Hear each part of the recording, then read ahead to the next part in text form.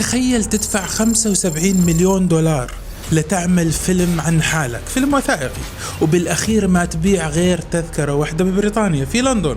اي والله مثل ما عم قلك، فيلم ميلانا ترامب الجديد زوجة أقوى رجل بالعالم عم يواجه فشل ذريع بالسينما لدرجة ما كان حدا متخيلها. والقصة بلشت لما قررت ميلانا تكسر كل القواعد وتطلع بفيلم وثائقي اسمه 20 يوما نحو التاريخ، وهي لسه ببداية ولاية زوجها الثانية.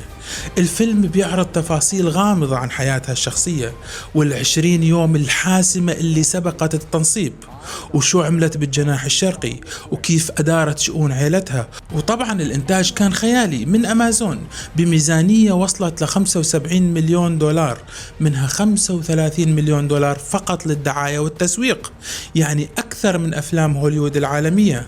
وترامب كعادته ما قصر بالمدح وقال هذا أهم فيلم بالتاريخ، وعرضه بالبيت الأبيض خلال تجمع كبير ودعوات، وتم عرضه أيضا بمركز كينيدي اللي صار يسميه ترامب بعدين ترامب كينيدي. بس الصدمة الحقيقية كانت بشباك التذاكر. الفيلم انعرض ب1700 صالة بأمريكا وكندا، وبالكاد كانوا يجمعوا مصاري فراطة، والتقارير بتقول انه بلندن صالات كاملة عرضت الفيلم ما باعت غير تذكرة واحدة بس.